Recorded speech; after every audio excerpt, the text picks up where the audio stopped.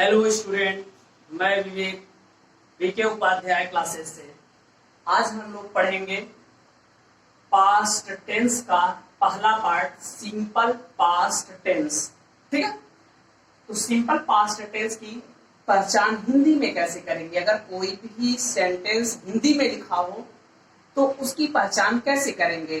ठीक है, हम हिंदी और इंग्लिश दोनों साथ में लेकर के चल रहे हैं। ठीक है, जिससे आपको आसानी होगी समझने में।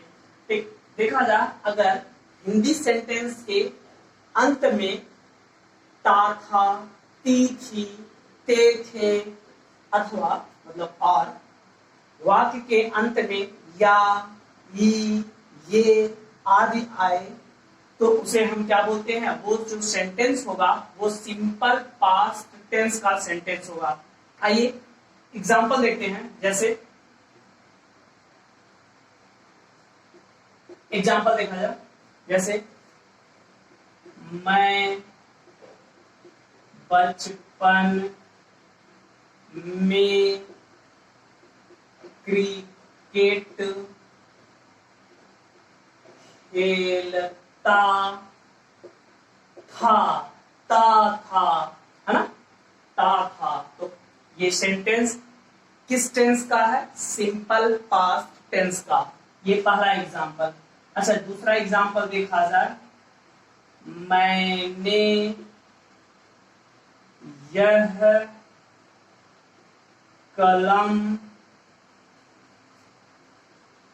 दिल्ली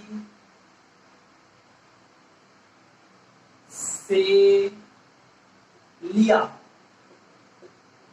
ठीक है, मैंने यह कलम दिल्ली में खरीदा या दिल्ली से लिया। चलिए दिल्ली में खरीदा ले लेता हूं, दिल्ली में खरीदा, दिल्ली में खरीदा। ठीक है, अब यहाँ पे देखा जाए ये भी किसका होगा, सिंपल पास्ट टेंस का। ठीक है, यहाँ पे आ रहा है तो वो सारे पहचान इसी के होते हैं, सिंपल पास्ट के ही होते हैं। मैंने यह कलम दिल्ली में खरीदा। ठीक है, तो ये भी सिंपल पास्ट टेंस का ही सेंटेंस है। ठीक है, तीसरा देखिए,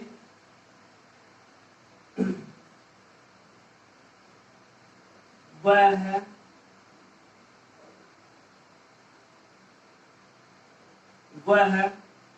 कल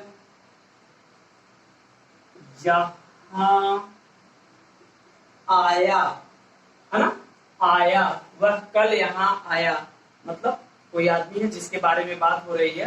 कहा गया वह कल यहाँ आया।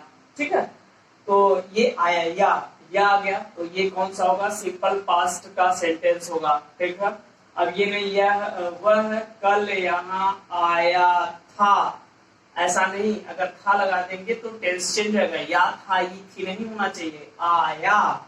ठीक है, ये चीज होनी चाहिए। तो इसको बनाने का रूल क्या होता है, तो आइए देखा जाए इसका रूल क्या है। रूल ये होता है, सबसे पहले हम लिखते हैं सब्जेक्ट, उसके बाद लिखते हैं हेल्पिंग वर्ब, उसके बाद लिखा जाता है मेन वर्ब का सेकेंड फॉर्म, और उसके बाद लिखा जाता है ऑब्जेक्ट। बातें समझ में आई? अगर आपको पता होना चाहिए कि अगर हमारा जो सेंटेंस है वो अफर्मेटिव है यानी कि पॉजिटिव सेंटेंस है तो सिंपल पास्ट टेंस के केस में हेल्पिंग वर्ब यूज नहीं होती है। ठीक है, आपको मालूम है इसकी एक ही हेल्पिंग वर्ब डिड होती है जो यूज किया जाता है कब, जब सेंटेंस नेगेटिव हो या इंट्रोगेटिव हो। ठीक है, उस केस में यूज किया जाता है, पहले क्लास में ये बताया गया है।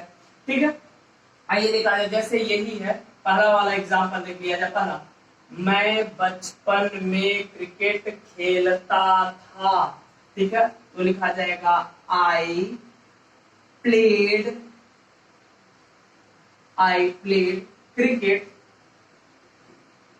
Cricket in childhood. ठीक है, I played cricket in childhood. ठीक है, अगर दूसरा सेंटेंस देखा जाए, मैंने यह कलम दिल्ली में खरीदा। ठीक है, तो कहा जाएगा, अब सब्जेक्ट क्या है, मैं, तो क्या हो जाएगा आई यह कलम दिल्ली में खरीदा, खरीदना ये हमारा जो है मेन वर्ब है, तो मेन वर्ब का सेकेंड फॉर्म लगेगा। इसके मीन्स खरीदना होता है बाई, BUY बाई, बाई का सेकेंड फॉर्म बॉट होता है। इनके तीनों फॉर्म कौन कौन से होते हैं? बाई, बॉट, बॉट, ठीक है। तो आई बॉट, आई बॉट यह कलम, I bought this pain in Delhi, ठीक है। ये सेंटेंस बन गया, बड़ा आसान है ना। सब्जेक्ट मेन वर्ब का सेकेंड फॉर्म, मेन वर्ब का सेकेंड फॉर्म, हेल्पिंग वर्ब तो लगेगी नहीं। क्यों नहीं लगेगी? क्योंकि जो ये सेंटेंस है वो पॉजिटिव है। तीसरा देखा जाए, वह कल यहाँ आया, ठीक है। तो इसका क्या हो जाएगा? वह मतलब ही, आया कम मीन्स होता आना, कम का सेकेंड फॉर्म केम होता है। अच्छा, कम का तीनों फॉर्म क्या होता है? कम, केम, कम, ठीक है। तो he came here, he came here yesterday, ठीक है। yesterday he came here yesterday हो गया। yesterday मतलब होता है बीता हुआ कल, और tomorrow मीन्स आने वाला कल। तो आने वाले कल की बात नहीं हो रही, फ्यूचर की बात नहीं होती, पास्ट की जो बीत गया है, यानी yesterday यूज किया जाएगा। he came here yesterday, तो ये सेंटेंस बन जाते हैं, ठीक है। अगर हमारे जो सेंटेंस हैं वो निगेटिव या इंट्रोगेटिव हो तो उनको कैसे बनाएंगे, आइए देखा जाए। अगर हम बात करते हैं इफ सेंटेंस इज निगेटिव और इंट्रोगेटिव, आइए उसके लिए बात करते हैं। देखा जाए, कहा जाए कि इफ सेंटेंस इज नेगेटिव, अगर हमारा सेंटेंस निगेटिव हो, इंट्रोगेटिव बाद में देख लेते हैं। इफ सेंटेंस इज निगेटिव तब क्या रूल होता है? तब रूल सेंटेंस को बनाने का होता है, सबसे पहले हम लिखेंगे सब्जेक्ट, फिर लिखा जाएगा हेल्पिंग वर्ब, और ध्यान दीजिएगा इसकी एक ही हेल्पिंग वर्ब होती है डिड, ठीक है, प्लस मेन वर्ब का फर्स्ट फॉर्म। यानी जब सेंटेंस हमारा नेगेटिव या इंट्रोगेटिव होता है तो हम मेन वर्ब का सेकेंड फॉर्म यूज नहीं करते हैं। मैं यहाँ मेंशन कर दे रहा हूं, यानी यहाँ पे first form of the main verb लगेगा, उसके बाद वो यूज होता है ऑब्जेक्ट। इस चीज को आपको विशेष ध्यान देना है, ठीक है, कि जब सेंटेंस हमारा नेगेटिव या इंट्रोगेटिव होगा तो मेन वर्ब का फर्स्ट फॉर्म लगेगा। अगर हमारा सेंटेंस पॉजिटिव यानी कि अफर्मेटिव होगा तब वहां पे हेल्पिंग वर्ब नहीं यूज होती है और मेन वर्ब का सेकेंड फॉर्म यूज होता है ना, जो प्रीवियस एग्जांपल हमने देखा। आइए इसका एक एग्जांपल लेते हैं। एग्जांपल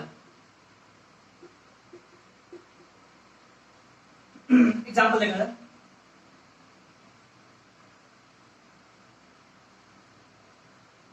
वह स्कूल नहीं आया, वह स्कूल नहीं आया, या आ गया। इसका मतलब कौन सा टेंस होगा? Simple present tense, simple present tense है ना। तो कैसे बनाएंगे? इसका रूल क्या होगा? सबसे पहले सब्जेक्ट मतलब ही, फिर हेल्पिंग वर्ब क्या यूज होगा? डिड, फिर क्या हो जाएगा? नॉट, ठीक है, आना मतलब कम, he did not come to school, he did not come to school, ठीक है। ये पहला सेंटेंस हो गया। दूसरा सेंटेंस देखा जाए,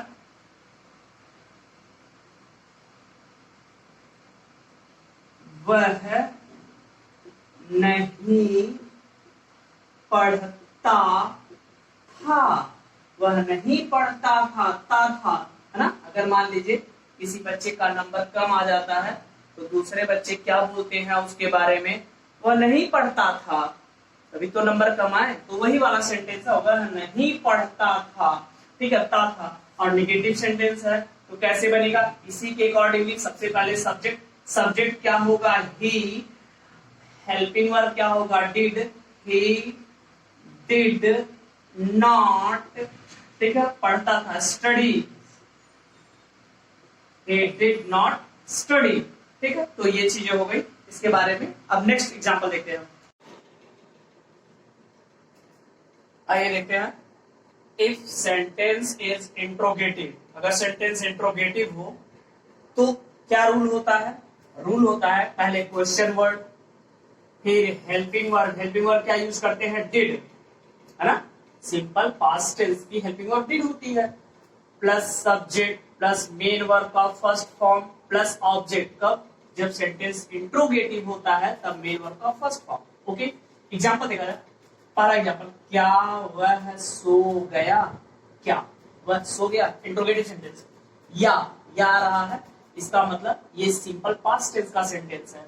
दूसरा एग्जांपल, तुम वहां क्यों जाते थे, थे, है ना, यानी कि अगर ता था ती थी ते थे आता है तो वो सिंपल पास्ट टेंस का सेंटेंस है। कैसे बनाएंगे, आइए यहाँ पे देखा जाए, ये दोनों इंट्रोगेटिव सेंटेंस है, लेकिन दोनों में अंतर देखिए, यहाँ पे क्वेश्चन वर्ड सेंटेंस के पहले आया है और यहाँ क्वेश्चन वर्ड सेंटेंस के बीच में आया है। जब क्वेश्चन वर्ड सेंटेंस के पहले आए तो उसकी इंग्लिश नहीं लिखते हैं, यानी कि क्या व्हाट होती है इसकी इंग्लिश ना, लेकिन नहीं लिखेंगे, हम हेल्पिंग वर्ब से सेंटेंस बनाना शुरू करेंगे, यही रूल होता है। हेल्पिंग वर्ब्स की क्या होती है, did he sleep, did he sleep, क्या होगा, सो गया, ठीक है। दूसरा देखा जाए, तुम वहां क्यों जाते थे, थे, तो यहाँ पे क्यों जाते थे, क्यों, क्योंकि इंग्लिश वाई, तो लिखा जाए सबसे पहले क्वेश्चन वर्ड लिखेंगे वाई, फिर हेल्पिंग वर्ब डिड, फिर सब्जेक्ट लिखेंगे यू, वाई डिड यू, फिर लिखेंगे मेन वर्ब का फर्स्ट फॉर्म गो, फिर ऑब्जेक्ट लिखेंगे there, why did you go there. Okay, ऐसे ही सेंटेंस बनते हैं। अभी हमने छोटा छोटा सेंटेंस लिया और उस पे प्रैक्टिस किया, जब एक्सरसाइज किया जाएगा तो थोड़े बड़े सेंटेंस लेकर के उस पे एक्सरसाइज कर लिया जाएगा, है ना। ये तो आपको समझाने के लिए मैंने इतना छोटा छोटा सेंटेंस लिया। ओके, रूल सबका एक ही होता है, ठीक है।